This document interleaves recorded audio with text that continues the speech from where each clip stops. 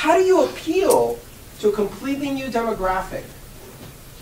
Part of the trick is not trying to be a bank. Do not try to do anything related to traditional banking. Because all that does is pollute their mind. Right? You want new users to have a brand new experience with Bitcoin that is unlike any banking they will ever see. You don't want it to look like a checking account. God forbid you use the word checking. Open any one of the exchanges. Right now, Circle, Coinbase, open them up. What is the name of your account on Coinbase? It is the checking account. And it has a balance. And it shows you a statement. Who the hell did they hire for this design? What does the word checking mean? It means an account on which you can write checks. Now, I know this is America and we're 25 years behind on fintech. The rest of the world doesn't do checks, I can guarantee you. What is a check?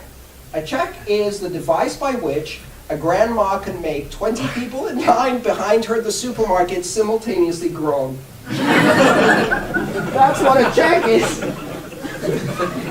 And I use it to pay my rent every month. I don't know why. Because I can't do it any other way.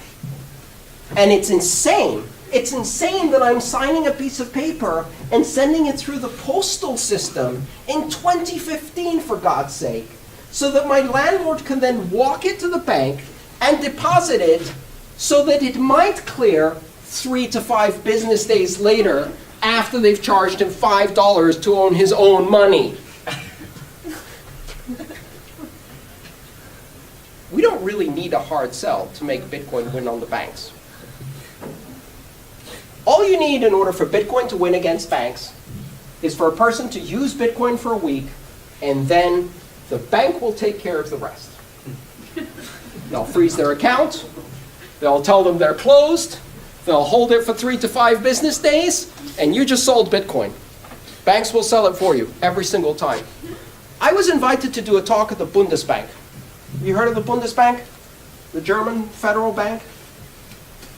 They were paying me for this speaking engagement, but they don't know how to do Bitcoin, which is a real problem because I usually get paid in Bitcoin. So we agreed to do a wire transfer. It took 16 days. I sent them the details. Actually, no. First, they asked me for my account number. I gave them my account number. Then the next day, they came back and they said they need the SWIFT number. By that time, my bank was closed, so I couldn't get the SWIFT number. The next morning, I got the SWIFT number, and I sent it to the Germans. But by that time, their bank was closed. The next morning, they used the SWIFT number and discovered it was the wrong SWIFT number. It was the SWIFT number for US dollars, not for foreign currency. So they sent me an email, but by that time, my bank was closed. So the next day, I got the other SWIFT number, and I sent it to the Germans. But by that time, their bank was closed. They sent me the wire. My bank took one look at this wire and said, Bundesbank, never heard of them. Sound dodgy. Let's freeze this for 14 days, just in case they bounce. Like, this is the 3rd largest central bank in the world. This is the German federal bank. They do not bounce checks. All right, so 14 days later, and this is the great part, they said, money held, money released. They released $80 of the total amount, which was a 4-figure amount. $80. Why 80? What the hell is that? What am I going to do with, I mean, just hold all of it. Are you teasing me? This makes no sense. This is what we're addressing with Bitcoin. So if you're introducing a new product in this market and you're a designer, which parts of this design metaphor do you want to reuse in your product? According to the Bitcoin marketplace, all of them. So that you can persuade people that this is just like your bank. It doesn't have any of the good parts of a bank, like the ability to easily reverse transactions, to get a refund if you lose your private key. It doesn't have any of those. It also doesn't have any of the bad parts of banks, but we don't pay attention to that. And so we've created expectations that are entirely misleading. Bitcoin desperately needs design.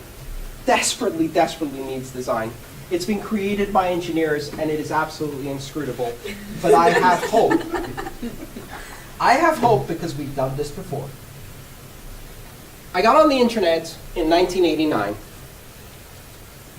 And at the time, it was illegal to use commercial activities on the internet. It was owned by the National Science Foundation, and it was only for academics. Or, let's say, 15-year-olds who happen to find the password to an academic system. And at the time, DNS was still in its infancy. Most systems didn't really have DNS names assigned yet. It wasn't very well structured. So a lot of the most interesting things you could only find by IP address. So I walked around with a list of IP addresses in my wallet so that I had access to these things. And then in order to use it, it required Unix command line skills. Now, there is absolutely no way that was going to get used by my mom. No way. Absolutely no way.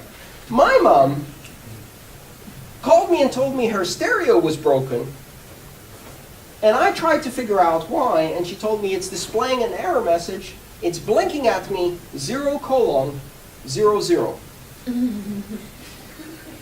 It took me a few minutes to figure out she had pulled the plug and the clock had reset. And so the clock was waiting to be set again and was blinking 0:00. That's the person who I wanted to use the internet so we could talk, but that wasn't going to happen. It took almost exactly 20 years from the day I sent my first email to the day my mom sent her first email. And in order to do so, a lot of things had to happen. Most importantly, the iPad. Because she was able to do it with a swipe of a finger, and that's the only thing that made it possible. There was no way that internet could be used by mainstream.